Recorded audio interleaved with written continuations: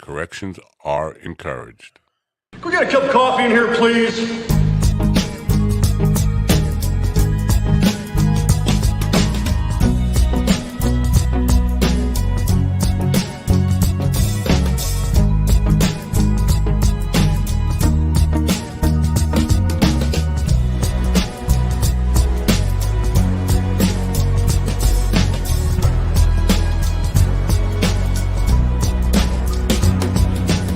Damn good coffee and hot.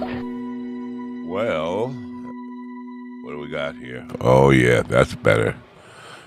Had the volume turned way down because we were recording with the condenser mic last night, doing some fancy schmancy voiceover stuff for a commercial. Good morning, folks. It is Tuesday, right? Yes, right. Tuesday, August 9th, 2022. Summer's flying by too fast here, folks. It's just flying by. And there's nothing we could do to slow it down. There's nothing we could do to bring them back. You know what I'm saying? Watch out for internet scams. That's what I'm going to say today. I'm going to start the program by saying, watch out for internet scams. I almost fell for one. There's been some suspicious activity on my Amazon account. We need to straighten that out. And it's happened. I've had a couple of accounts where I've had suspicious activity on it. So I was pretty quick to click on it. And then and they wanted my email and all that, login. Before I did that, I said, let me go back and check that email.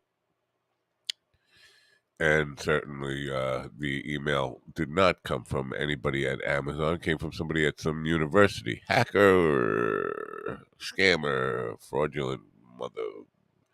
Anyway, beware. Check where your email's coming from. Just even if it says, the bank or the store in the title, look at the actual email address, and you'll find often that's not from them. And if it's not, you have to report that stuff. Anyway, and don't fall for it, because it's a nightmare once you do that. I had to actually just cancel one of my credit cards because I just looking over my statement, and I started seeing 50, 70, 80-cent charges, like massive number of them, starting on July 7th. Somebody must have got a hold of my credit card and was taking out drips and drabs, but every day, probably 100 charges for 50 or 60 cents. Bizarre. Under different company names every single day for about a month. And I called the company, and they had to stop my card and put a fraud claim on it and reimburse me for the money that got ripped off. Didn't turn out to be a lot because they were taking in drips and drabs. I wonder how long that would have gone on for had I not checked my statements. So watch out for internet fraud. People are getting more and more desperate and trying more crazy stuff. And it looks like they never get caught because they probably do it offshore or something. Whatever. I'm not sure what the extradition policies for that kind of stuff are, but there's more of them now than there've ever been. So watch out for that. I think it was Thursday, but it might have been Friday. I'm not sure now. Days fly by. Summer's flying by. I'm doing too many gigs. I'm burning the candle at both ends and in the middle. But I think it was Thursday, I said that I expected Trump Mar-a-Lago to be raided any moment now. And I went a little further than that because I thought Trump would be home, and I thought they'd take him out in handcuffs. That did not happen. He was raided last night, but he wasn't home. And MAGA world is blowing up over this because they're shitting their pants, most of them.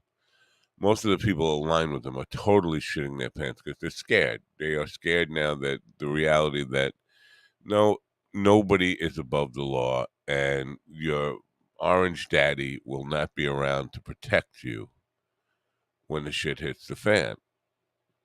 So they're grasping at nonsense and the most ridiculous. We live in a totalitarian state now. This is the first thing they come out with. These are Gestapo tactics.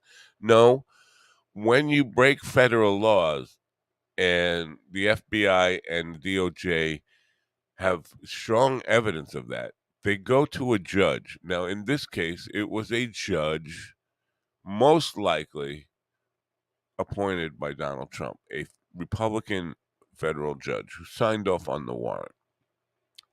The head of the FBI is Christopher Wray, a Republican appointed by Donald Trump. So to say that this is some kind of left-wing conspiracy is just ridiculous. Now, all of a sudden, all it takes is something like that, and all of a sudden, MAGA became Antifa overnight. Not even overnight. In the blink of an eye, they became Antifa. They wanted to defund the Law and Order Party. Wants to defund the FBI, the nation's only really federal law enforcement agency. They want to defund that because they treated Daddy poorly. Oh, well, if they could do this to a former president, what could they do to you? Well, I'll tell you what they could do to me. When I was 14 years old, the FBI did raid my house. And with a search warrant that they got from a judge. You know why? Because my father was guilty. And they knew he was guilty. They had evidence, strong enough evidence to go to a judge to sign off on a warrant, probable cause. Now, consider how, knowing the shitstorm that it was going to cause, knowing that, and knowing Merrick Garland's reluctance to be political in any way, make damn sure that warrant and the criteria for applying for the warrant was very strong. They knew before going in. I'm sorry, MAGA fuckheads. Take your last shot of Kool-Aid because this is going to hurt today. It's going down. Your daddy is a fucking criminal. He's going to jail. He might not. At trial, it'd be a tough thing to see him getting convicted because they're not going to allow an all never Trumper jury to get on it. But he's going to jail. He might not go to prison. He might not get convicted. We're not there yet. But shit's gonna hit and he just taking the documents, the classified documents, and just taking any of the presidential documents out of the White House. The reason that law was created was because Richard Nixon tried the same thing. He tried to, take the Watergate evidence with him when he left in order to destroy it. And Congress said, no, we need a law that says that stuff needs to be archived and needs to be secured. Trump took boxes and boxes and flushed shit down the toilet bowl, flushed documents, federal crime, which prohibits him from running again. Sorry, folks. Once he's convicted of that, you'll never see him run for any office again. So basically, the line that if they could do this to an ex-president, what could they do to you? If you're guilty, they've always had, or if there's strong enough evidence of your guilt, they've always had the ability to raid your house, to get a warrant and come in and to go through all your stuff without any of your consent and take evidence, and sometimes take the owners of the house or wherever they're raiding, take them away in handcuffs. That's what happened to me. Both my parents went away in handcuffs. You know why? They were guilty. They were doing illegal shit, and the FBI knew about it. They had wiretaps. They got a warrant. Same. Only thing much more uh, ducks in a row, uh, uh, dotted I's, crossed T's type of situation when it comes to Trump because they knew the stakes were so high. So there's that. Now, good morning, Kevin. Kevin's the only one in the chat room right now, and he says they buried more than ex-wives and buried more than ex-wives in their casket.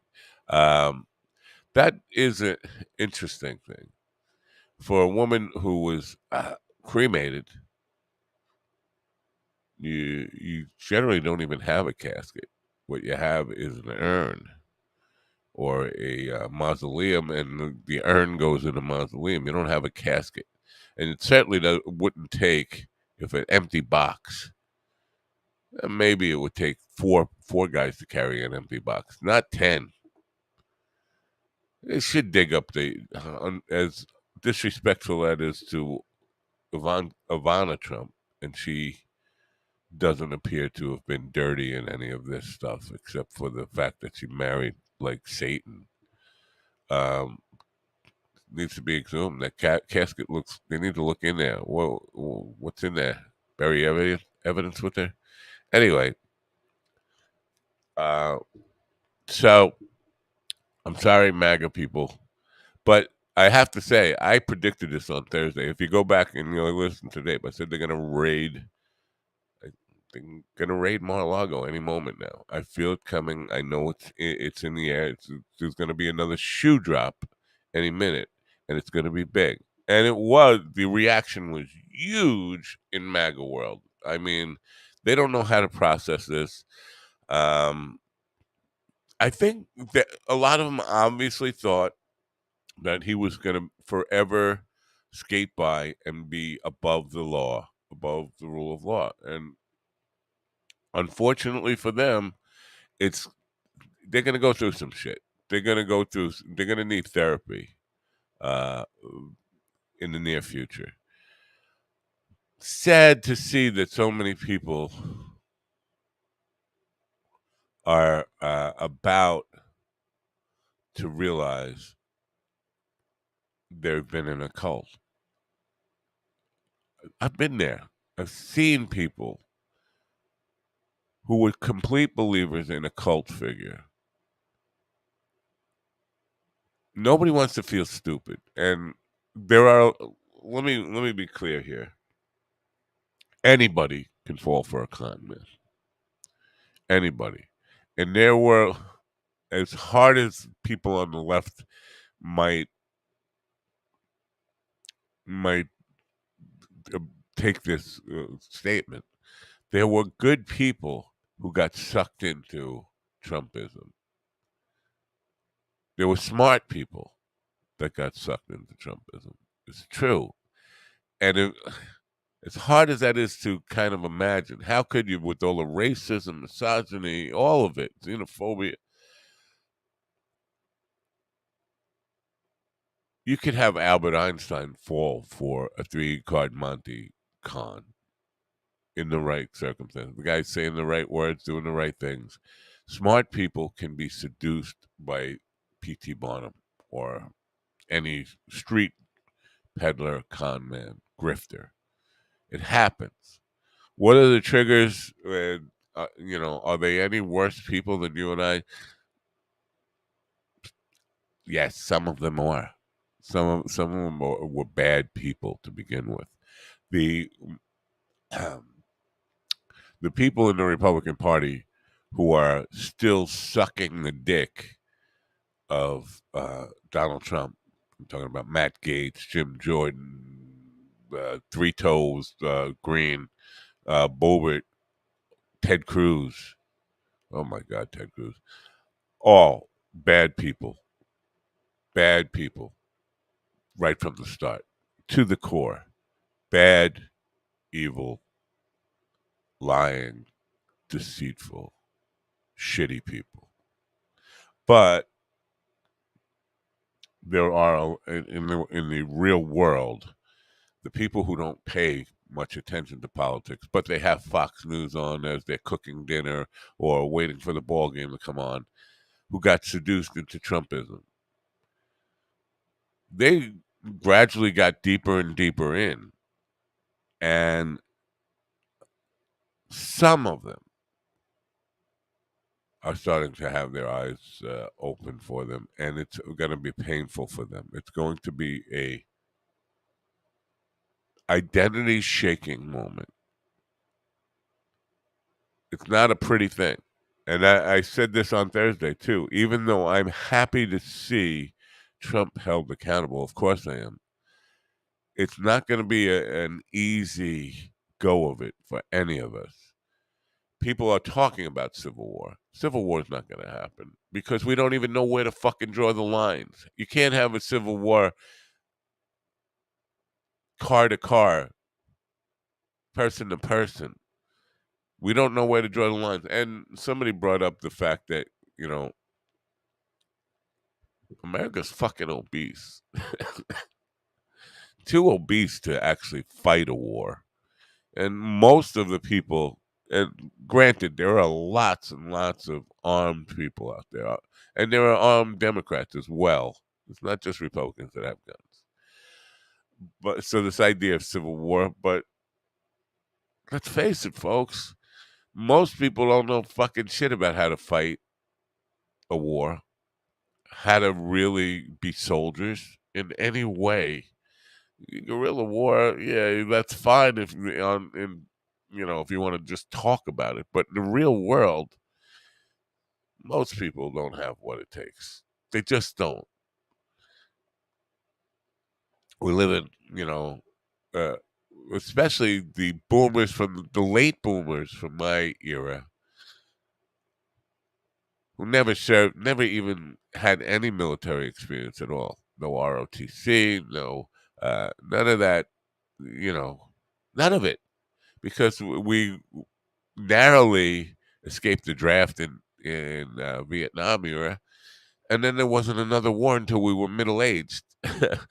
So you have a vast amount of fat dudes with guns who are talking Civil War, but not prepared for Civil War. Most of them never even been in a fight in their life. They can't take a punch, much less a shot. A lot of big talk out there about Civil War, but we're not there. We're not there, and we don't. Again, you can't have a war with. We don't know where the fuck to draw the lines. Is it this house, that house? Which car is it going to be? Um, so it big news last night, and I was expecting it. I was expecting it. I wasn't expecting it at the time it happened, but I even said that. It reminds me of the song "Sunscreen." The biggest moments in your life happen on an idle Tuesday afternoon. Well, this was Monday afternoon. I thought it would be Friday evening because recently, in the recent past, all the big stuff when the Mueller stuff was going on and all that stuff, all the announcements came on Friday afternoons. So I just thought it was going to be Friday, but not that far off, man. Monday afternoon, and bam. Too bad he wasn't home. But I will say again, for people who didn't hear it the first time, this idea that because they can do this to a sitting a former president, what can they do to you? It's just absurd. They're not going. We don't live in a police state. There is no Gestapo. They're not going to law-abiding citizens and getting warrants to search your house. That's not going to happen. Trump brought this upon himself by thinking he was bigger than the law. And yes, if you break the law and there is sufficient evidence of it, there's a good chance the FBI will investigate you. It always has been. But if you're not breaking the law and you're not part of any RICO conspiracy or any of that kind of stuff, you have nothing to worry about. You have nothing to worry about. And for them to try to play that now, the other thing, Hunter Biden. They want you hear the word Hunter Biden, it's like it's the new Benghazi, or it's the new her emails, or all that kind of stuff, and it's just words. It's their fallback word. I'm in trouble. Benghazi. My emails. Not Hunter Biden. And the threat. They act like they're threatening us. I say, if you want to investigate Hunter Biden, knock yourself out. I don't view that as a threat. Oh, we're gonna come for you. We're gonna have Hunter Biden. You don't know. You know who gives a shit about Hunter Biden? Hunter Biden and maybe Joe. Maybe Joe. Joe's probably getting pretty sick of him himself. Investigate him. Well, that's not a threat. Yeah, you're not fucking with anybody with that. And it's just so ridiculous. You want to investigate him? Go ahead. Find all his crack pipes. Find his porno. Do what you want to Hunter Biden. Nobody gives a fuck about Hunter Biden. Get that out of your mouth. The other part of this, I alluded to this before, they've all turned Antifa. All of a sudden, Marjorie Taylor Greene putting the American flag upside down and basically declaring America a fascist republic because her guy got searched. And defund the FBI. Really? Um, so I guess they've all signed up for Antifa because that is definitely anti-fascism. But this is not, when you talk about, wanting to shut down uh, federal police, that's an anti-fascist statement. So I guess they are going to join Antifa, whether they like it or not. Apparently they don't like it, but they don't know what else to fucking say. That's how stupid they are. It's not a good time. Anyway, I'll get off of that. It's just I got to take some credit for predicting it pretty much. It's close to down to the minute as possible, considering I don't have any sources or any insight information on this stuff. I just had a feeling that the raid was about to go down, and so congratulations to me, pat on the back for making a prediction like that. Now I'm also going to predict that we're not done. We're not done. There are big things coming down in the next week or so. Going to be some more shoes dropping, lots of shoes dropping, and lots of panic from the people in MAGA world. And in the rank and file workaday people world, there will be major, major trauma. People are going to have identity crisis. There's going to be a lot of need for therapy. I'm not kidding. And when I say this, it sounds like a joke, but I've seen cult people be deprogrammed. And America is about to go through the biggest cult deprogramming in the history of the world. Some people will stay loyal to the cult right to the end, right till they die. This will happen. But we did see a cult deprogramming of Nazi Germany. Nazi Germany is nowhere near the population of the United States of America. But we did see a major cult deprogramming of that in the 40s. And believe me, a lot of those people took years to come to grips with. Oh my God, I backed a fucking madman. Uh, yeah, they're blaming the deep state again. Deep state. Now, I'll stay on this just for a minute longer.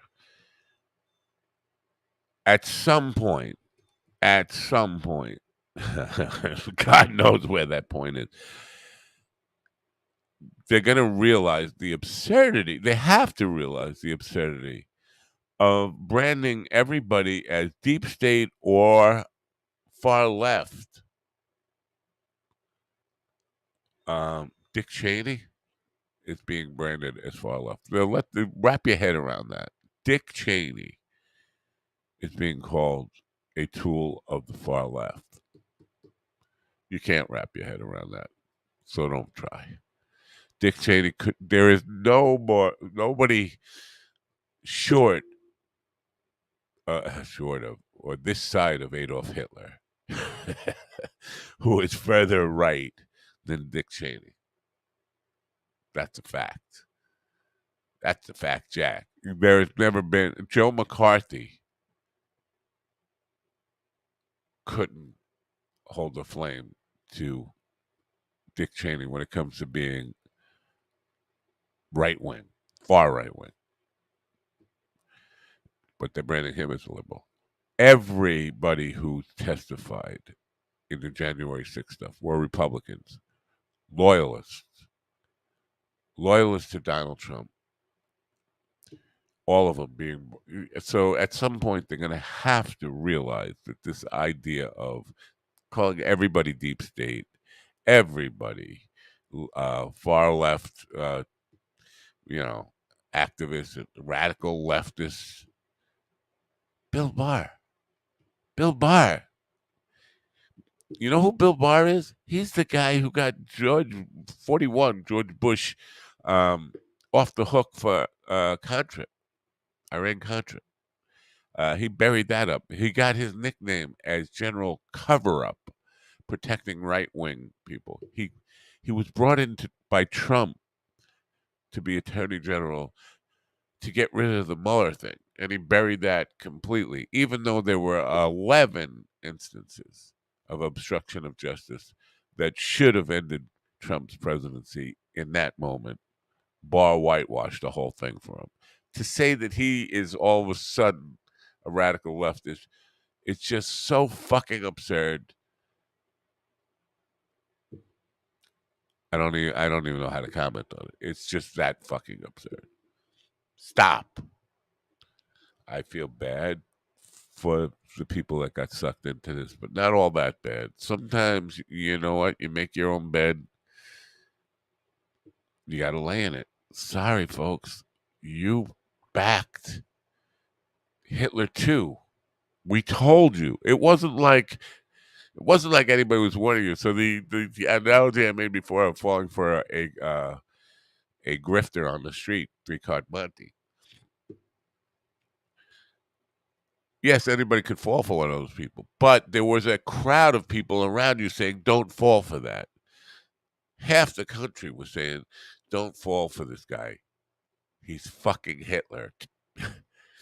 And you just left. Yeah, you just Democrats. No, people knew. We knew. He is exactly what everybody said he was right from the start. So while I feel bad for the shit you're going to go through and the identity crisis you're going to go through, at some point, it's all on you anyway. It comes back to you. You're responsible for not listening to everybody who is saying, wake the fuck up. My guest today is a guy named Dwayne Burton. He's a comedian out of Citrus County, Florida, where I actually went to high school.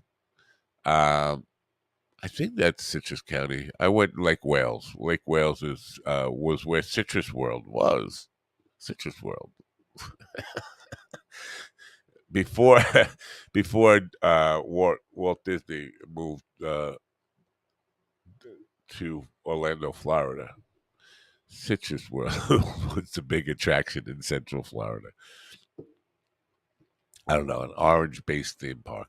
Anyway, that's where Dwayne is from. He will be joining me at 10 a.m. I believe he's going to be on a cell phone because he's going to be calling in from his day job. This is where we're at, folks.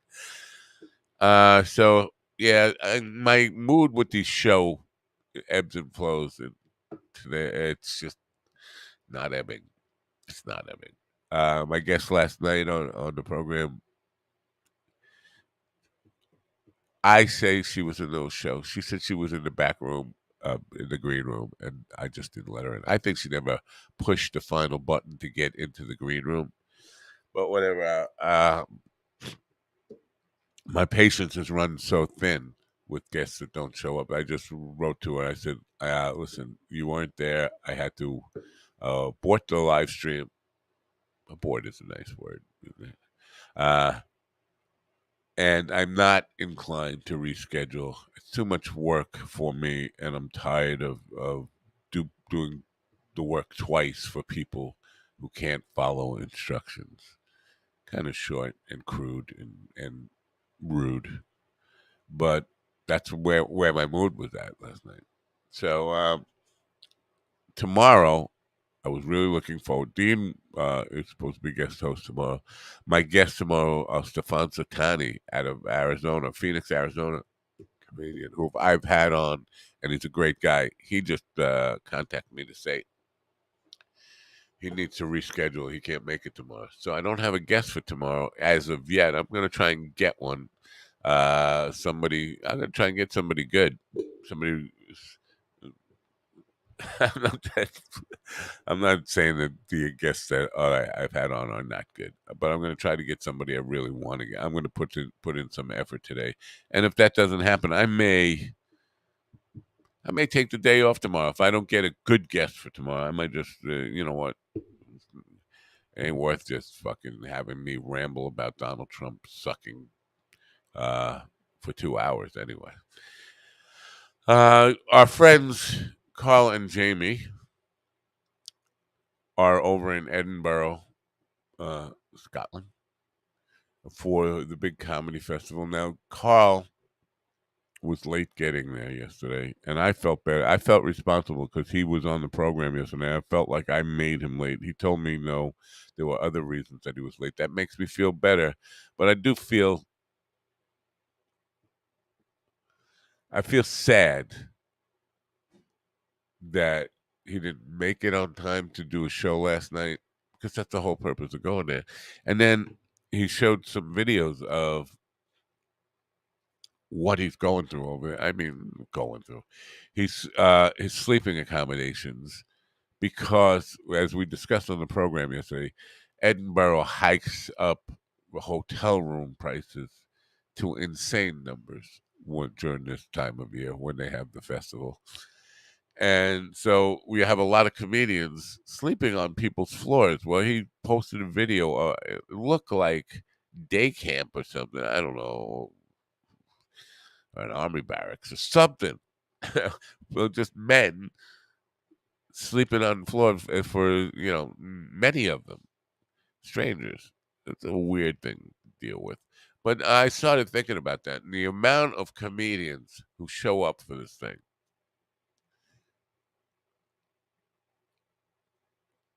Percentage wise, there's no chance that the majority of them are good. Really. And this is, it comes back to the whole issue in comedy. Now, it sounds like I'm riding both sides of the fence. I gotta stop doing that. I gotta remove this thing. I will do that today. So I sound like I'm riding both sides of the fence with, because I did say that I don't think that competition is a bad thing. I think more people getting into comedy makes the competition more fierce, and fierce competition makes the art form better. I do believe that. But also, these festivals point out that there are just way, way too many people uh, calling themselves comedians today, and just percentage wise, they can't all be naturally gifted, and so you get a lot of people who are at the open mic level, and there's lots and lots of them, and so if the sheer numbers, percentage wise, again, if I'm just pulling numbers out of my ass, and none of these aren't going to be accurate at all. But let's say 70% of people calling themselves comedian. All right. stuck at the open mic level, and they aren't blessed with Eddie Murphy prodigy or Freddie Prinze prodigy. The people who are just great as very young people, great comedians as young people. Most people have to work at the craft to get really good at it. I had a friend last night that told me, "Oh, I could definitely be a comedian. I could tell stories. I could tell." No, you don't fucking have a clue. Get up on stage and do your 3 minutes, and then fucking stick your humble head right back up your ass and come to grips on it. You could not be a stand-up comedian tomorrow, next year, in the next 5 years. You could be an open micer. That's what you could be. And you're going to suck because you've never done it in your life. You're 60 fucking 3 years old and thinking you can do. Yeah. It's like, I could be a brain surgeon. All it takes is knowing how to use a knife. No. It, it takes some skill, some practice, some experience, uh, and knowledge. So when I look at what's going on in Edinburgh, and when I see the videos that call Shan, I'm just thinking, well, it's just too much, man. I mean, again, I don't want to sound like, and I am sounding like I'm talking out of both sides of my mouth. Competition is a good thing, but an influx of incompetence or an oversaturation of rookies, that's a better analogy. Imagine if it was the NFL and 70% of the league was rookies, raw rookies, or scabs even. Let's say they have a players union strike, and they just hire scabs and guys who just have no experience, no, not the top talent to begin with, and no experience. That's what we're seeing. It's not a good thing. That's not a good thing for comedy to see all these desperate guys going to festivals. And listen, Edinburgh, shame on you. Shame on you for encouraging it, allowing it. The thing with and I'm new to this, so I really, you know what, I'm no fucking expert. So if you want to argue with me, you're right and I'm wrong. JT with the altercation. There's a vetting process. It's not an open call. Anybody who wants can come in and do a show. There are a lot of shows going on, and there's a lot of opportunity, but you can't just let anybody in. So Edinburgh, shame on you for just saying, sure, anybody could do it. You're killing the art form by just allowing anybody to walk right in and just have a show. You got to do at least some vetting. Listen to me. Listen to me, because I'm not. Don't I don't lead by example here, because obviously, with the guests I've had on us, particularly the no shows, weren't vetted very well, were they? But I'm not a festival holding millions, not millions, thousands of comedians. Houses and houses full of people sleeping on floors calling themselves comedians. If they were professional comedians, most of them would not have to be staying for nothing on somebody's floor. I don't know what, you know what? Maybe people are making money on that. Yeah, $20 to sleep on my floor for the night, and people who influx in there saying, "Yeah, sure, I can pay $20 rather than $1,000 a night for a hotel room."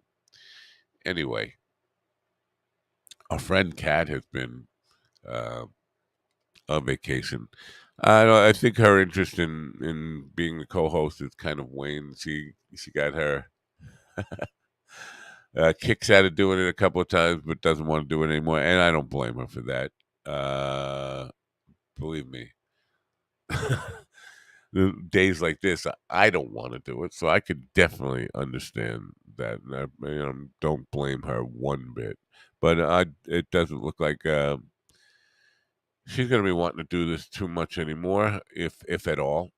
It's a busy season for Jess, who's my Friday co-host, so she might not do it this week and might not be available until really after Halloween or a couple of weeks before Halloween when the buying for that stuff dies down. So it's looking more and more like it's going to be me, an occasional Dean appearance for the near future. So, of course, I'm not all that juiced up about it at the moment. But things change. I've said this. I'm a moody bastard. All it takes is one really great interview. Erica Switzer on Friday was a really, really insightful and strong interview, and I was happy and juiced by that. But you know, yesterday, a young man with a bit of an attitude, who undeserved attitude, was a no-show. Just right away, again, moodiness. I'm swinging back and forth to. There are days I don't feel like doing it.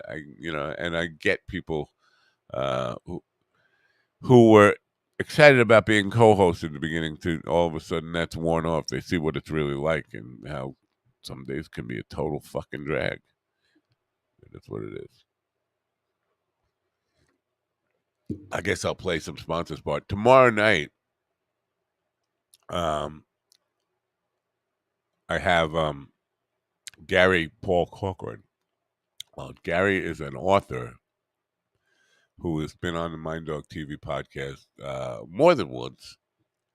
I think twice to promote his own books, and a couple of times. I don't even know. There were other authors promoting books or authors, I say in quotes, because Gary had ghostwritten their books. I did not find out about that until um, after those people were on, which was and it came as a complete surprise to me. Uh, kind of shocked that people I had interviewed, supposedly as authors, had not written their books for themselves, but had hired a ghostwriter, and find out indeed that ghostwriter was Gary. He'll be on the program tomorrow night. He's got two books out concurrently that he's giving away for the Kindle for uh, a week from the 11th to the 15th. It's a free download from Amazon, and the idea it's a book about Afghan women, or two books about Afghan women and what they've gone through since we pulled out of Afghanistan and since the Taliban has returned. And so it's got a social cause to it, and again, giving away completely free. And I'm going to want to really start pushing this. The giveaway starts on the 11th, which is Thursday, and goes through the 15th. And I'm going to want to be pushing it very hard. I hope so people will take advantage of the free download, share it with their friends, share it with everybody, and just ask people to download it. The goal here is to create uh, some awareness, and hopefully make the downloads go viral. So I will be promoting that up pretty hard starting tomorrow night, really, which is the 10th, and then going starting with the full-fledged push on it on Thursday. So I'm looking forward to seeing if we get some cooperation, if people actually help out with this. I think it's a good cause. Listen, women in Afghanistan forever. You talk about second class citizens. Forever were treated like less than second class citizens, and then the Americans came, and things started to change there over 20 years. While we were there for an invasion, let's face it. Let's be honest. What we did was invade Afghanistan after 9/11. The world changed for the better for the women of Afghanistan. They started to have more freedom, more respectability, uh, the ability to work, uh, you know, opportunities, speech, not having to be subject. to the extreme Sharia law, um, things that go on with subjugating women. 20 years of growth. And then when we pulled out, that all got wiped away from them. And they're back to the Stone Ages now. And so it's a good cause to highlight, to understand we can't fix all the problems in the world. I'm well aware of that, and I think we all are well aware of that. But if we can create some awareness for what's really going on, maybe we can help in some small way. And so I'm hoping to get some cooperation from the audience on that, and we'll see how that goes. Anyway, today's show is brought to you by TrueFire. TrueFire is the best way to learn guitar online. You can learn, practice, and play with some of the best players and teachers in the world, including the course that I am signed up for is Greg Koch. Greg Koch is maybe the most under underappreciated, under publicized, fabulous, fabulous guitar players. He does live streams every day from since COVID hit. He's been doing live streams every day from his living room. But he's going out there. He's been on the road with the Castro Trio for years. His son Dylan plays drums in the band. He's one of the really amazing guitar players in the world, and respected by just about everybody who's ever touched the guitar. And so I'm taking his course, but there are so many great teachers at TrueFire. Check them out. The link's in the description, and here's the commercial right here.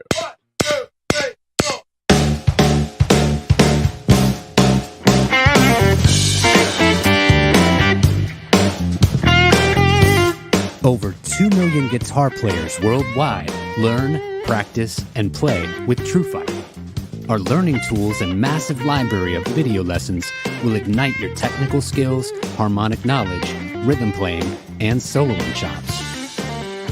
TrueFire's educators are the best in the biz, from Grammy Award winners to world-renowned artists. You'll have access to an unparalleled faculty of over 300 top-notch blues, rock, jazz, country, fingerstyle, and acoustic guitar educators. Using our desktop and mobile apps, you'll work with TrueFire's multi-angle video lessons on any device, anytime, anywhere.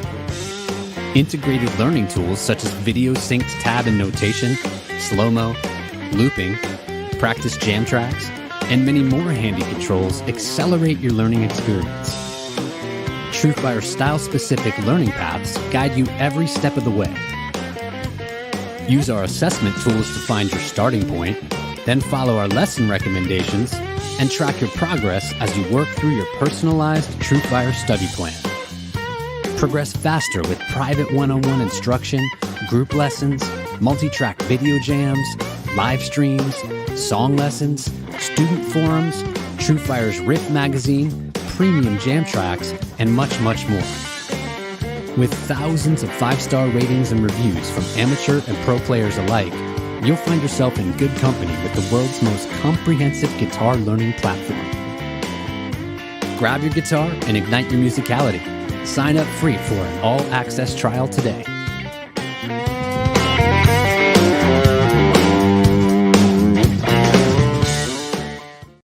Yeah, TrueFire. Great teachers, man. Great curriculum or set of curriculi. What is the plural of curriculum? Is it curriculi? Am I just making that up? Probably just making that up. Hey, I should be better at the English language than I am. Got a lot of experience with it, but that doesn't mean I'd be any good at it. Excuse me. Coffee, man. Noticing, I was just, while we were on the break, I was surfing Twitter a little bit. Craig, who is a Patreon of this program and one of the most supportive guys, he has I find a humorous uh, observation. Bernie, you know, Bernie Sanders goes to work every day with people who decided anyone but you, not once but twice. Now, I don't think that's necessarily well. Yeah, I don't know. I'm thinking about that because I don't think those people. I don't know that all those people he works with, congressmen and senators, decided anybody but him. We don't know how they voted. There was a lot of support for Bernie for considering what he is, and what he is he is the leadership of the left for real progressive. He's probably got the most true to the core progressive agenda. But aside from that, personality wise, he's just he's a fucking New Yorker. An old cranky New Yorker, an old angry New Yorker with no sense of humor about anything. And so it's not surprising he wasn't able to kind of get over the hump in terms of popularity. Nobody likes cranky old New Yorkers, Brooklyn people. And I know he's from Vermont, right? He's a senator from Vermont, but Brooklyn never left him. He's still got the Brooklyn accent. He's still got the Brooklyn attitude. He's still just Bernie. Personality matters, unfortunately. And so I don't think necessarily Craig's right about that, but it's humorous to say Bernie goes to work every day with people who decided anyone but you, not once but twice. I don't think the senators decided that. I think the people. So I don't know. We don't know how his colleagues voted. So does he go to work with those people every day? No, probably not. If he was going to work with those people, he'd be at your job because. And then right below Craig's, and this is just on my feed, obviously. Uh, Marjorie Three Toes Green, save America, stop communism, impeach Joe Biden. On what charge would you impeach Joe Biden on right now? I mean, do these people even have any minimal understanding of how and why impeachment works? How? What's the charge? What charge are you going to bring them up on? Um, Give me any kind of dig for one. What would you impeach Joe Biden on right now? Three Toes. I'm talking to Three Toes as if she's listening, or as if she could possibly elaborate on that. She couldn't. But stop communism. Stop communism. They never get tired of throwing words that they don't understand out there. Communism. There is nothing in America right now that even comes close to communism. Now, the three senators, well, they were 3 votes short of getting the vote passed to cap insulin costs for people who were badly in need of insulin because Big Pharma bought Republican votes. That's not communism. That is the absolute opposite of communism. That is capitalism run amok. The problem in America is, and I am a capitalist, but the problem in America is capitalism run amok, unchecked, unbalanced capitalism gone complete unregulated, just completely unchecked. And all this was even at $35 for which was the cap they want monthly cost on insulin, Big Pharma makes billions of dollars at that rate, but that's not sufficient for them. They have to buy senators so they can stop that, so they can just overcharge people for medicine. Medicine they need to stay alive because of greed. That's capitalism run amok. That's not communism. So when you hear these dipshits like Three Toes Green, stop communism, you can't even fucking define communism, you fucking idiot. Now they probably think misconstrue authoritarianism with communism, but ironically, they're fine with authoritarianism as long as it comes from their side. They were ready and still are ready to appoint a fat turd man king, give him complete power over everything. Uh, so there's that. Now, all these guys, they are all fucking shit in their pants. Rand Paul, Thomas Massey, all these dipshits. I mean, I know people don't tune into this program for politics. Tune in for comedy. Hopefully we'll have some of that in about 4 minutes, I think. Dwayne Burton will be joining us. But this is a very political day, and we're seeing, I mean, the MAGA fucktards are coming out of the woodwork in panicking and shitting their diapers hard today. Rand Paul, the FBI raid on President Trump was approved by Director Wray, who was appointed by Trump, who also claimed that illegal FISA warrants used to spy on Trump were constitutional. Well, they weren't illegal FISA warrants; they were warrants. Today's raid is outrageous and unjust and but predictable. Now, that is such bullshit. First of all, if you or I took government documents out of a government office without any approval, just did it without even asking anybody. This is what Trump did with the boxes and boxes of documents from his administration. Just took them. If you or I did that, they wouldn't have waited this long to raid us, and they would have taken us away in handcuffs immediately.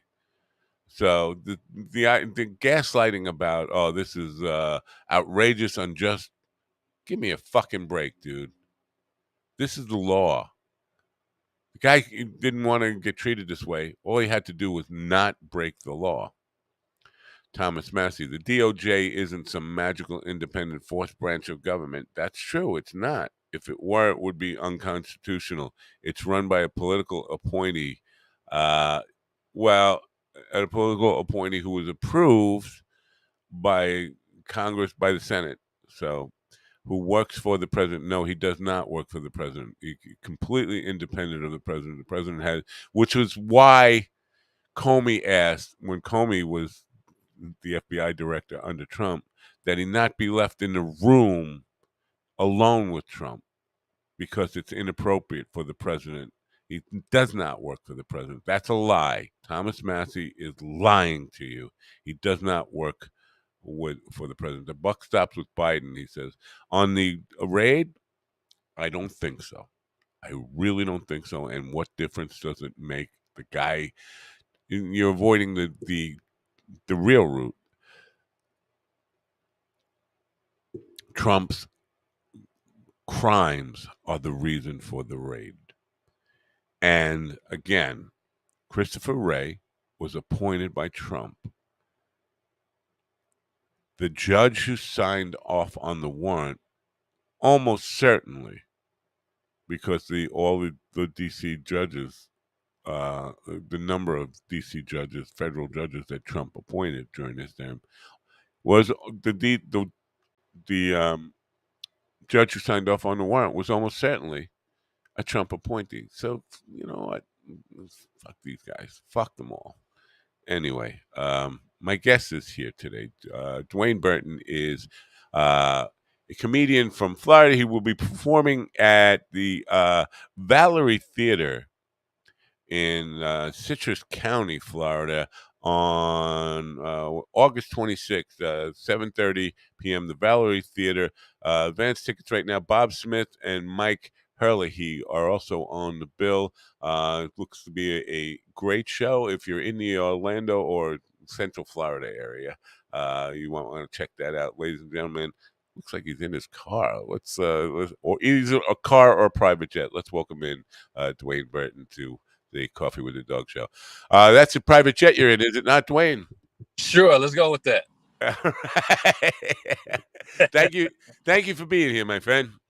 Thanks for having me.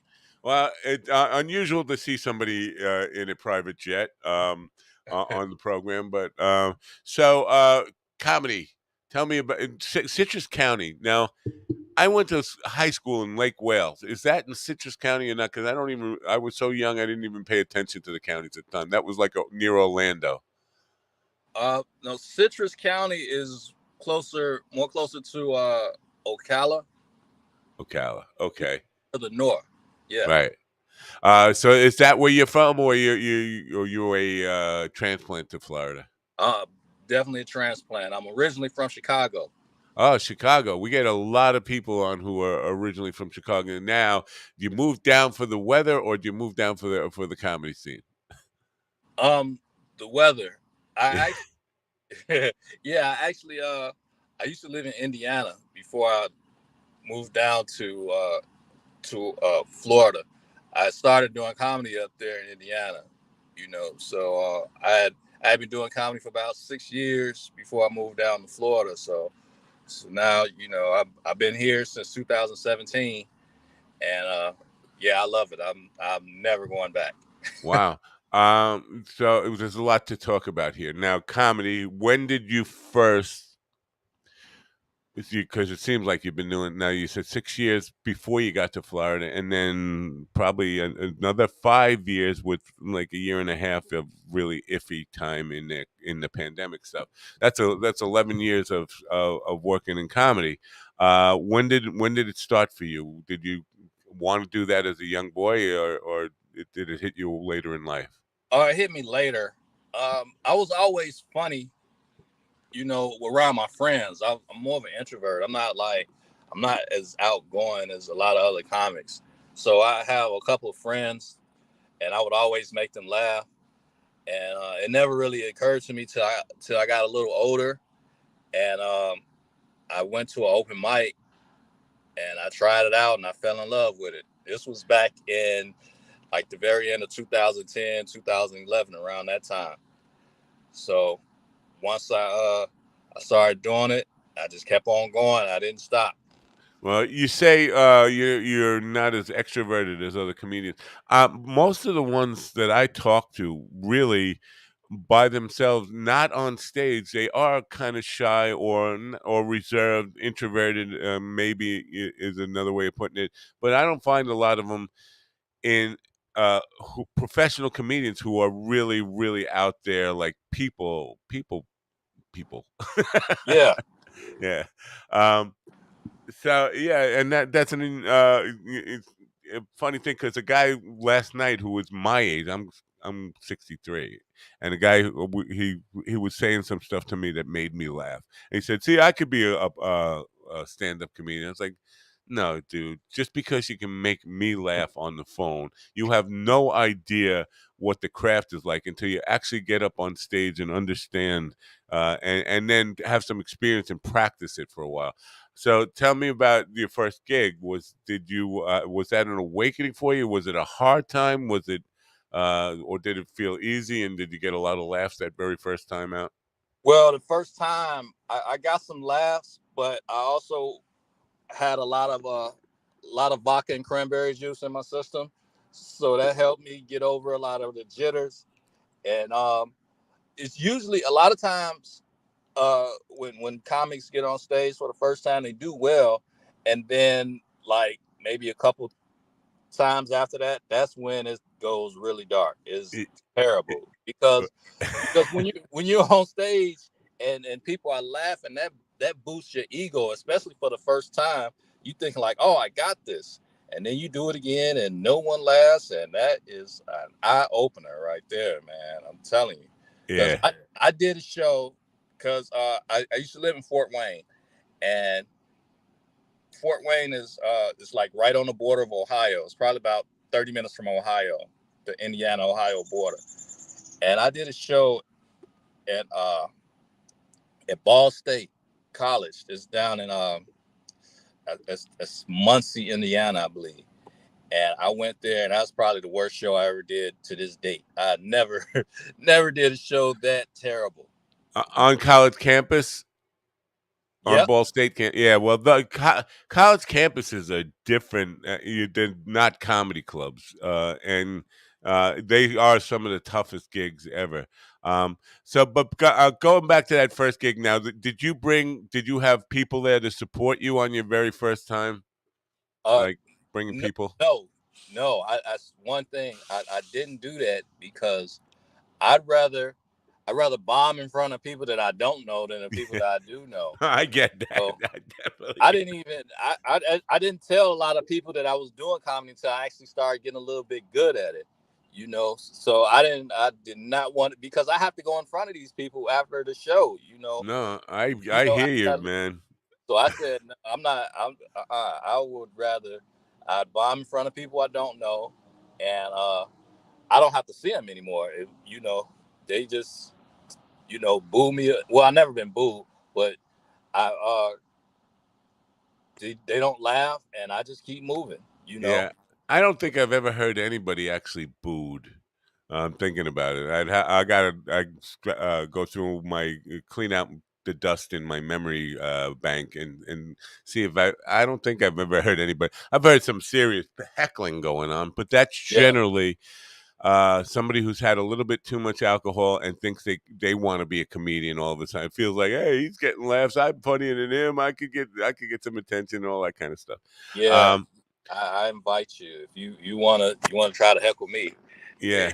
we're gonna have some rounds. Oh, look at that. You just got bigger and filled up the screen. That's good. There we go.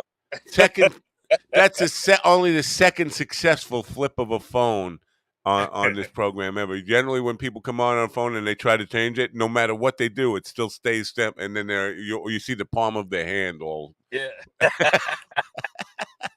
um, that comes from me being in my private jet. That's yeah. On my nighttime program, I had a guy who was in his car and he looked like he was in a private jet, and he said he came on. He was billed as a comedian, and I said, "Well, that's." I said, "Oh, are you in a private jet right now?" He said, "Actually, it's a home right now. And he showed me the car. It was a Honda Civic, I think, wow. and his wife was in the back seat. And he goes, "It's home right now. He's living in his car." And I was like, "Well, that's got to put some damage on your comedy career, living in your car." I mean, really, it's a Yeah, tough thing to do. He said, "Well, I'm kind of put comedy on the back burner right now. Right now, I'm a sex worker." Doing pornographic videos, I guess, from his car with his wife in the back seat. wow. Yeah, Yeah, and he it's was my really age. it's not uncommon for comedians to just live in their car, until they start making some real money because a lot of times comedians they don't want to do the 9 to 5 and they want to go all in on their career and I respect it but I can't do it. I Right. I, I have a 9 to 5. I have bills to pay. Do you have a wife and family or? Yes sir. Yeah, well, you can't just be a hobo and go in your car and live in your car when you have responsibilities. That's just the I, fact of life. I, yeah, you can. Yeah, and a lot of comics do that. They want to just really live that life, and Yeah, yeah. I can do comedy part time. I'm fine with that. Yeah, I think that's a good point, and I think those people who you're talking about who just want to go all in, if you don't do that, like from the time you're 20, I mean, you can't start that at 35 or 40 years old. You just No, can't. There's no. You can't go back to your youth. But the comedy scene in Florida now, where you are in Central Florida, is pretty big, right? I mean, it's pretty booming. There's lots of Yeah, opportunity there. yeah. A lot of guys they're taking off. Right. I love it. You know, because it's a lot different from Indiana, from where I started, because up there it was more like it's like the wild west. It was no structure. We was doing comedy in bars. The main club that we had there at the time, the owner didn't want to book like local acts or nothing. They didn't really have open mic. We had to put our own open mics together and things like that. So once I got down here, it was a lot more structured. So people were able to you're able to go up just about every night here. They have a different spot where you can go. So you have time to really hone in on your craft. So when I got here, I was kind of blown away. I hadn't seen comedy being done each and every night at a different place. So I was like, Yeah. okay, so I'm gonna get a lot better down here. So Yeah, so Florida's got one of the most active scenes there is because there's so much tourism down there, and yeah, a lot of what do they call that? Income, like teenagers have income, and I'm the term for it. But people can actually just spend their money on entertainment yeah, because they, yeah. That yeah, disposable income.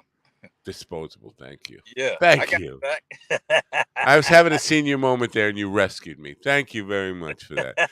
Uh, but like, so you're in playing places like the Valerie Theater, which is a nice venue as compared to bars, because you mentioned the Indiana and the bar scene. That to me is bars are like not meant for comedy because people are, unless they are going there specifically to see a comedy show.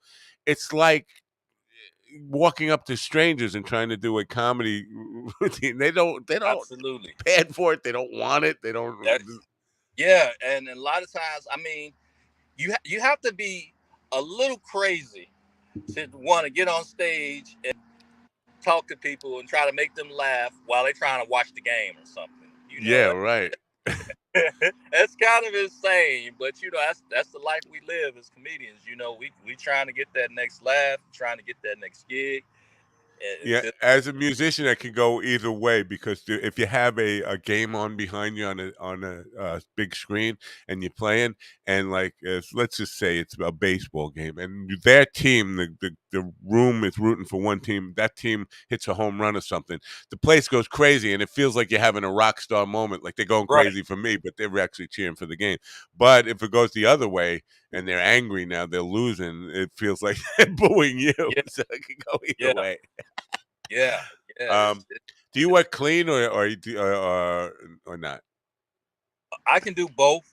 I prefer to not be clean, but I can be clean. Like this this show I got coming up at Citrus County. That's a clean show, but Yeah, I can do clean though. I prefer not to, because I have a potty mouth, but I can control it. So yeah. Well, that's good, dude. I don't think I can control it anymore. I think doing this is really broken down my self control.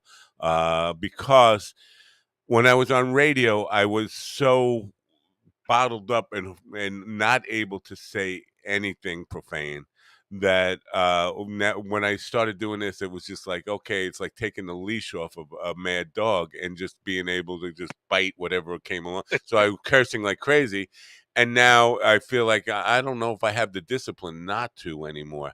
I got to do a stand-up set, just 7 minutes in front of a family-friendly crowd in mid-August, and I'm like, I don't know if I could do that. I don't know if I can speak without for 5 minutes even without being really profane. So it's a tough thing. But I know in Florida, when I was there anyway, a lot of shows are for retirees, older people, and so you got to really be, I don't know, careful about what the material you talk about and all that kind of stuff. This yeah, Valerie Theater looks like it could be one of those where almost everybody in the room's got white hair, right? yep, yep. Yeah, I'm. yeah, just working on some new stuff, you know. So just for that particular theater, How do but you work on stuff? Do you go to open mics to work on stuff, or you work on stuff in front of a mirror at home? I mean, what's that like?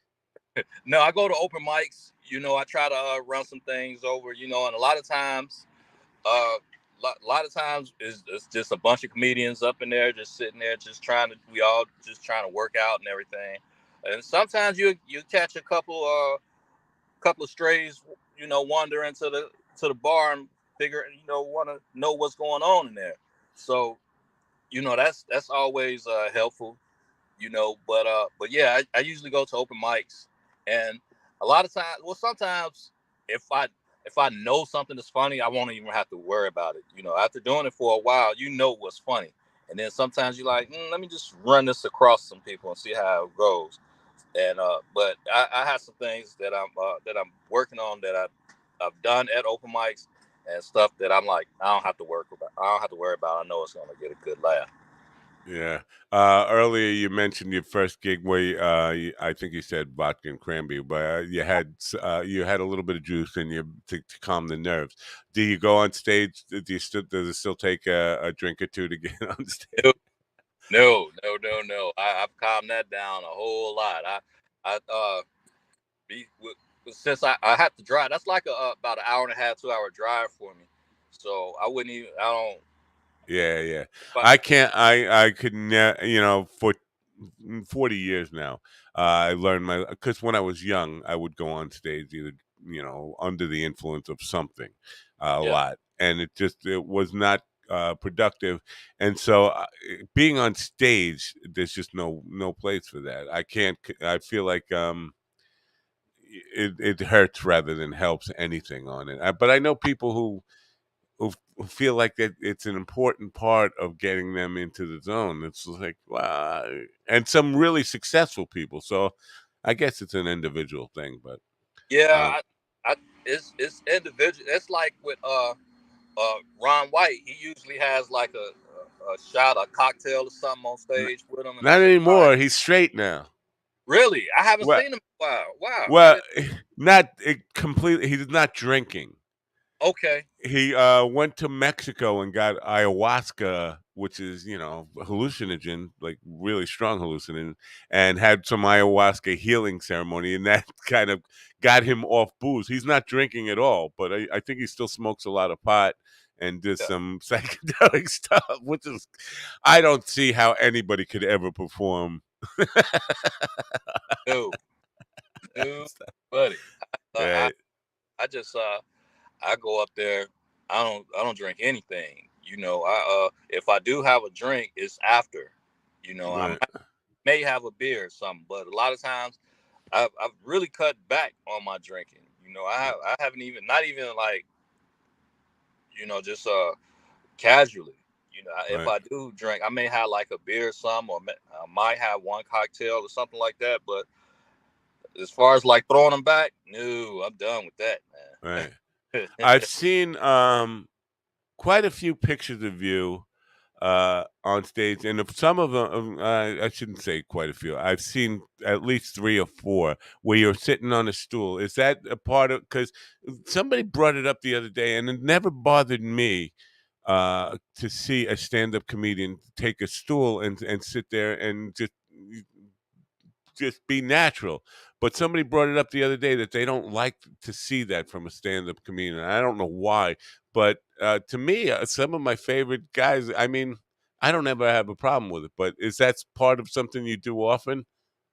Not often. I use is once every blue moon I'll sit down. I'm usually standing in one spot. Right. I don't move. It might have been I might have done it for like a bit or something. If I was sitting down, I have to check and see what pictures you're talking about. I might have been working on a bit, or I know one picture I was sitting down because I had sciatica at one time and I couldn't Oh stand yeah. up, so I had to sit down. But for the most, I mean, I don't have a problem with anyone who sits down, because it just it's just however you feel comfortable on stage. I agree. I don't have a problem with it, but I was surprised to hear actually somebody say that the other day. But now that they said that, I'm looking around and I'm seeing pictures and I'm like, hey, this guy sits. That's not a problem. I mean, um, I guess just the word they get hung up on the word stand up. I don't or the phrase stand up. Yeah, Um, yeah. So, well, you mentioned sciatica. For me, going out with the band, I had severe sciatica at one point where I couldn't even get.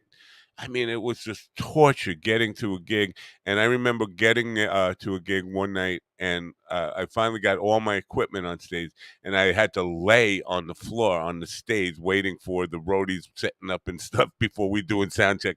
I was just laying there on my back. And when we started the show, I started in a chair because I was in such pain. But 2 minutes into like two songs in, all of a sudden I was like, I can't sit anymore. I got standing up, and we'd play a 4 hour set, and whatever it is, the sciatica goes away while I'm performing. It's severe sciatica to the point where 3 or 4 months I'm going through debilitating pain at home and can only go from bed to chair to bed to chair, but then get on stage and I'm dancing and yeah, and moving around and feeling pain free. As soon as the show ends, I'm back to being crippled again. And yeah, yeah. When I had it, I would try to go to the pool and try to run around in the pool and stuff like that, and that actually helped. It yeah, helped I me know. up. And but when we get out the pool, it was like pain, man. That's some of the worst pain I ever felt in my life. I've never felt anything like that before. It was. Did performing give you that adrenaline rush, though, that kind of whatever it was that kind of kills the pain momentarily while I you do? Yeah, it was to a point where I didn't feel it while I Yeah. was performing. Yeah. As far as like getting on stage, I can, it hurt when I was on stage, but when I got to, telling jokes and, start hearing that laughter and everything, I wouldn't feel it. And then Right. once, I got to stage, thank you and good night, it seemed like that's when it came right on back. Are there topics that you well I'm going to because of the uh climate in the world where we have joke police about everything. People are so hypersensitive. Are there things you won't talk about on stage, like anything, whether it's politics, religion, what any of that kind of stuff that you Well, just won't? I'm usually I'm a little more self-deprecating, so I don't even indulge in politics or religion. I'm usually talking about myself or my family. So it that cancel culture thing, it doesn't really affect me because I don't talk about that stuff. Right. Like I said, that with religion or politics, that's the two main things that people get butthurt about. I don't even go down that road.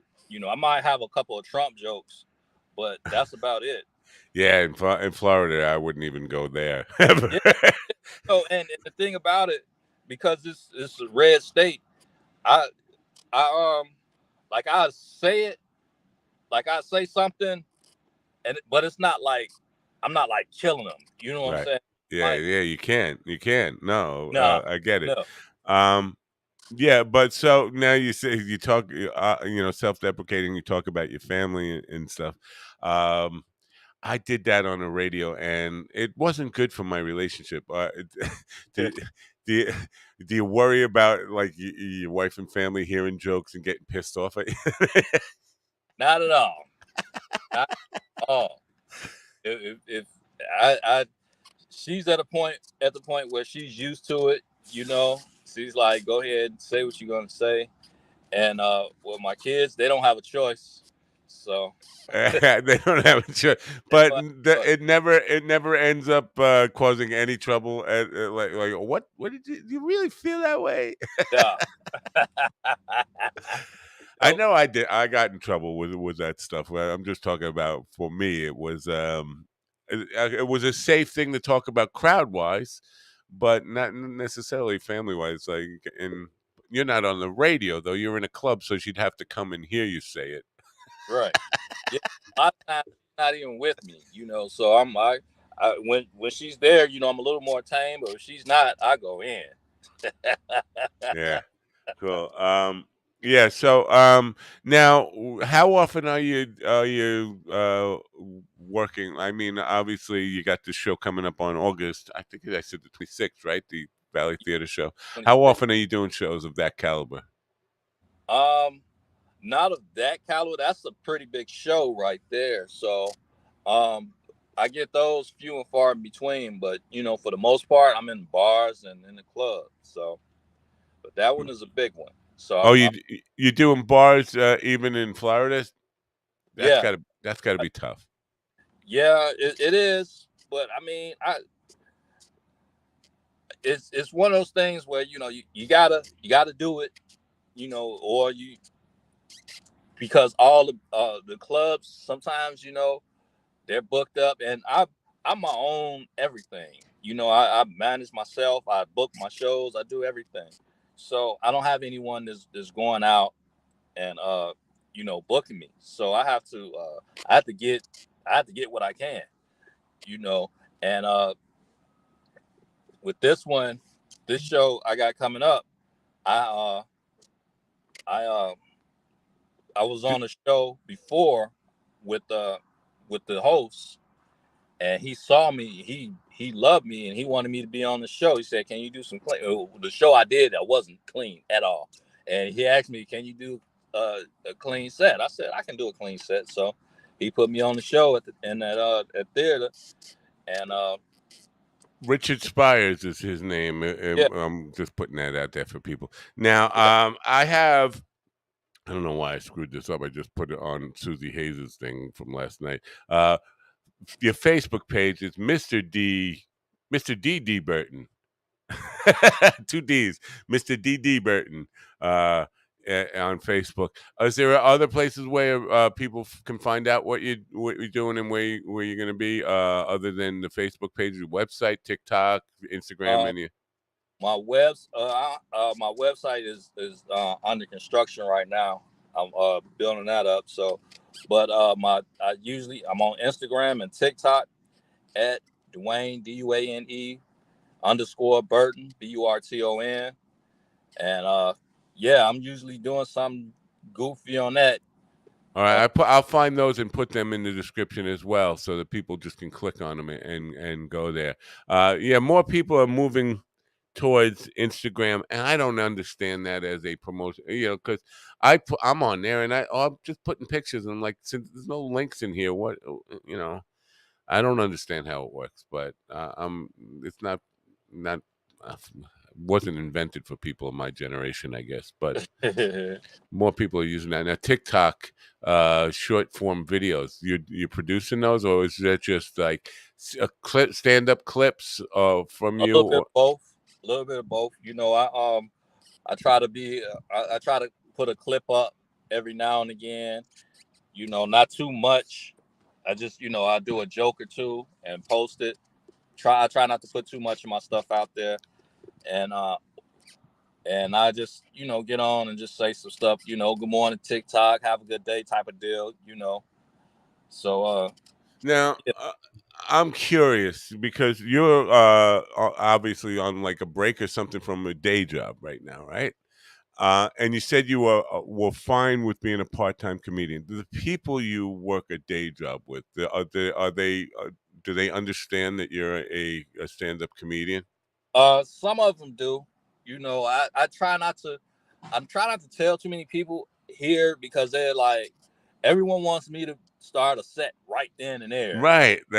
That's what I was going to So, ask you. Like, or another thing I hate when people they say something funny and they say, well, you can use that in your act. I'm like, no, uh, I will not use it in my act. well, I yeah, you already said that you talk about yourself and your family. Like, why would I take something that's funny from you in your right. life? But yeah, no, but because I was thinking about that. It's got to be a drag if too many people in a disconnected part of your life understand that you're a comedian, or they want you to be performing at all times. And first of all, it's got to, it's got to be really distracting if you're trying to get something done and somebody just wants to, oh, they find out you're a stand-up comedian. I want you to perform for me right now. Yeah, Like I'm not your wind-up monkey and ready to perform. Or yeah. I'm supposed to just shuck and drive whenever you want me to. No, you catch me at a show. You go to my page and see where my next show is, and then you come there. You know. yeah. So, So is you're going to be fine with that forever and ever, just being a part timer? Yeah. not forever, but for right now. If the Okay. opportunity presents itself and it makes sense, then I'll go full time. But at this particular time, you know, it's just not. It hasn't presented itself. Yeah. And maybe it's my fault. Maybe I need to do a little more. But I'm okay. Yeah, no, I get it, and that's good for you. I mean, because so many people struggle with that, feeling frustrated at where they are. They want to be at a higher level, and they never have that conversation with themselves. Like, what do I really want to get out of this? Is this enough? Is that? And I see that a lot, not just in comedians, but in musicians as well, where people they're just frustrated because they want bigger stages, they want bigger time or whatever, but they also have family life and they haven't reconciled their priorities and all that stuff. So it's good that you have and understand who you are and what makes you happy. But there's always that l- looking for that perfect opportunity. My friend Joey has a perfect opportunity. He's a stand-up comedian in the Northeast here in Long Island, New York, based out of Long Island, but he works the city, he works Connecticut and Pennsylvania. But he has a day job opening for like television shows that are produced in New York City. So he's the warm up act for a TV show. So he gets to have both worlds: the security of having a steady paycheck from that, and his ability to go out and do clubs and stuff where he gets interaction with the regular. That opportunity is to me, that's the perfect situation for somebody.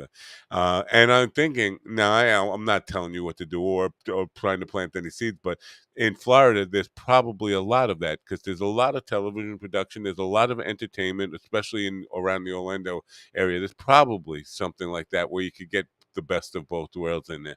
And it's finding those opportunities is a trick though, but Yeah, golden stuff. Um, so listen, I want to thank you for being here, and I will share your links with anybody. I want to put this out there that anytime you have anything to promote, you can just drop me a line, and I will make sure. We do have a substantial audience in Florida, in all of Florida, South Florida, Central Florida, even northern and the Alabama side of Florida.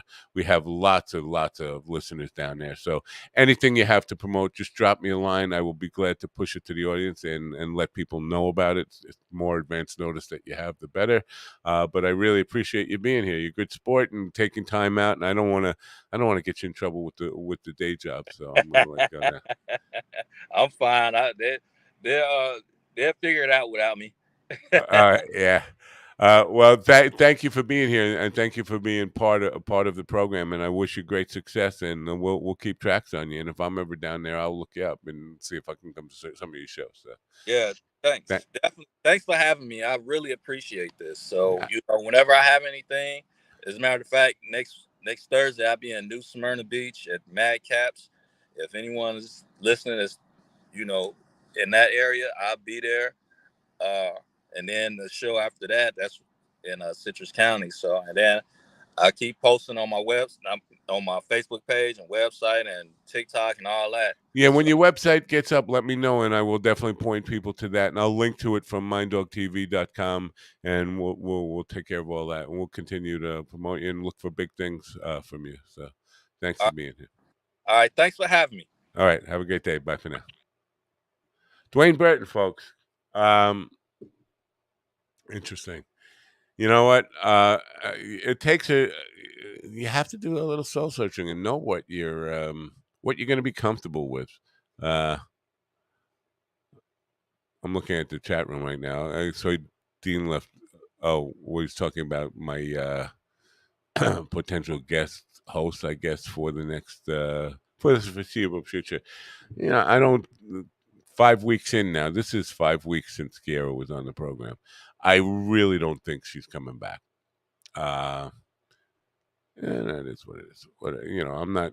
Uh, I'm not going to comment on that any further, but I don't think she's coming back. So it's either me and, like he said, me, Dean, occasional Carl, occasional William, not so much Jamie, but Jamie's always welcome, of course. But pretty much that's it for now. Jess just wrote to me on Facebook, but you know what? This is busy season for her. I'm not expecting to have Jess on until things slow down for her. And I don't want things to slow down for her. I want things to be always busy for her. I want her to get uh, more commercials, more film work, more work for her fake food.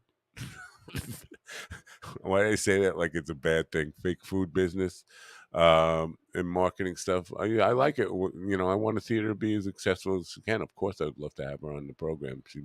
She makes the program better every time she's on it. It's one of the highlights of the last however long it's been doing this show. So appreciate her and would love it if she's available Friday. Still haven't gotten an official on this Friday whether she'll be here or not. Tomorrow, I'm not sure if I have a show. I'm going to try to have a show. I have one planned. Stefan Satani was supposed to be the guest. He has written to me and said he's going to need to reschedule. So in the meantime, I have to get out there and look for a guest for tomorrow. Dean is scheduled to be the co-host tomorrow. I don't want to let Dean down. He's Jess is in the chat room right now. Well, I appreciate that. I hope you can make it too. But again, you know what? I want to see you it's kind of a conflict of interest for me. I want to see you busy doing commercials, doing film work, doing all the things you do. It would be great if it was just not on Friday morning. Busy all week, even Friday after Friday morning, all that stuff. I want to see the world. I want to see your world take off. And by the way, the commercial was really really cute. I like the Bill.com. But back to tomorrow. I know Dean gets excited and is happy to be on the show tomorrow. I'm gonna have to find a substitute guest for Stefan. Stefan,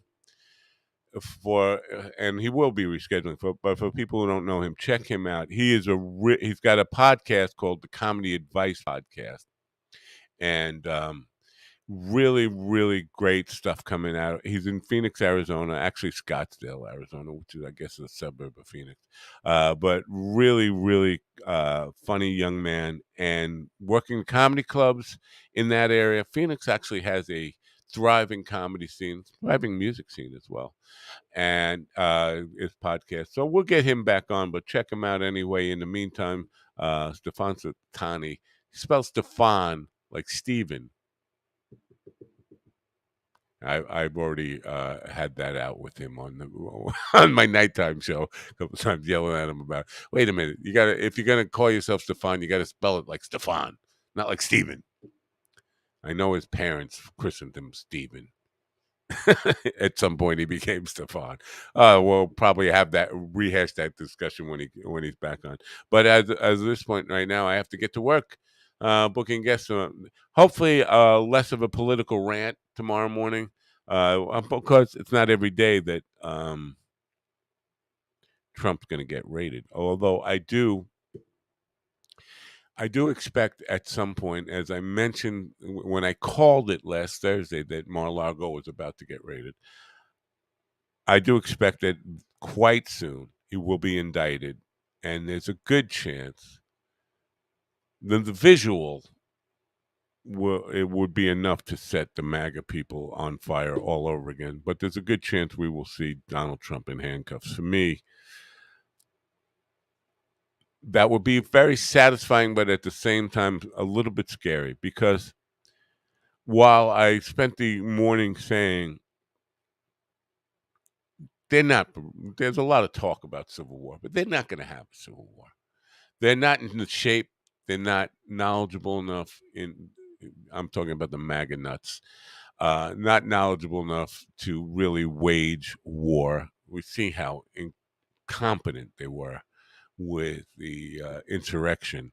I mean, listen, thank God they were incompetent, but had they had the minimal amount of competence on January 6th, we might be living in a very different country today.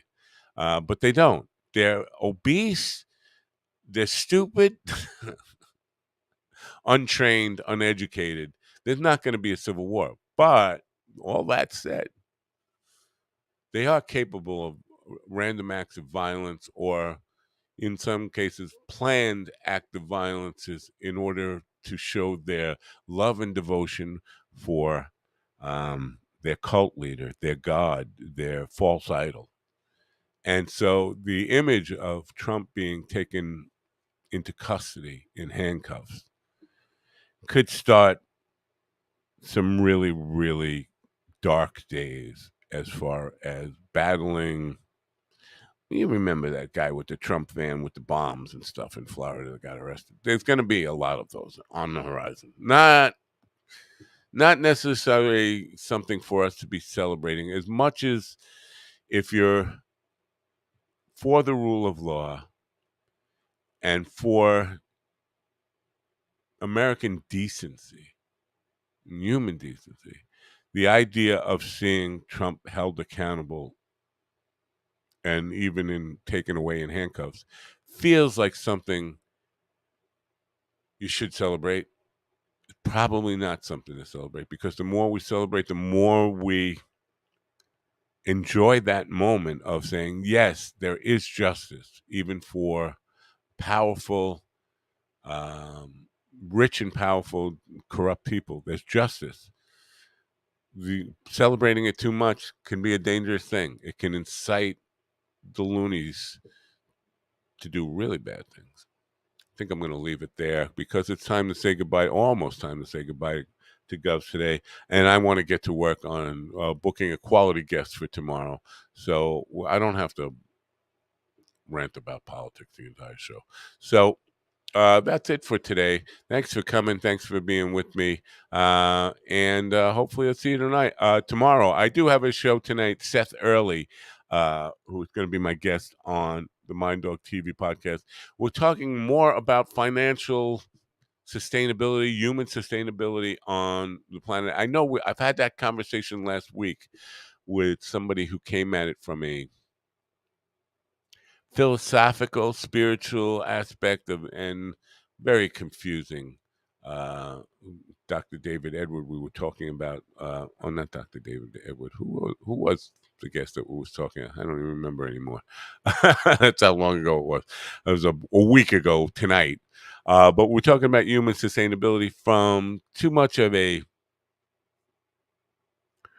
high level, big picture philosophy standpoint rather than practical things. Although I pushed him for practical things that we could do to make the world a better place, never really seemed to have an answer for real practical uh, actions that everyday people could take. None of that. It was all about this high level mm, philosophy and how we look at the world, which is fine, but that's not, thoughts aren't going to change the world. Actions change the world. And I'm a pessimist. I don't think human beings are. Um, my takeaway was, if we do become extinct, we deserve it. Well, because it's happened through a lot of our own choice, our own decisions. He disagreed with me. Uh, um, yeah, just as saying oil companies make us feel like it's our fault. That's a straw man. Yeah, all of this stuff. I mean, the sustainability thing on it's way more than economics. But somebody said, I know I said I was going to end the program 4 minutes ago now. Somebody said yesterday, and I think this is actually fact, that although the United States is the wealthiest country in the world, 70% of children live in poverty. How is that possible? That in the wealthiest country in the world, 70% of our children live in poverty. Something's not adding up there, folks. But so greed, the want for things, and I've said this a million times, I think consumerism, the love for things, we need more things, will be the death of us all. So I'll be talking about that with Seth early tonight. It's my long way of promoting my show tonight. I hope you join me then. If not, I will let you know on social media what the status is for tomorrow. I know Dean is going to be here. Maybe it'll just be me and Dean, but hopefully, that's Gov's telling me to sign off from Gov's. I'm signing off from the whole show, right? Hopefully, we'll have a show and a good guest lined up by tomorrow morning. Hope you'll see you then. Bye for now. Turn on your radio, all right? Okay, bye.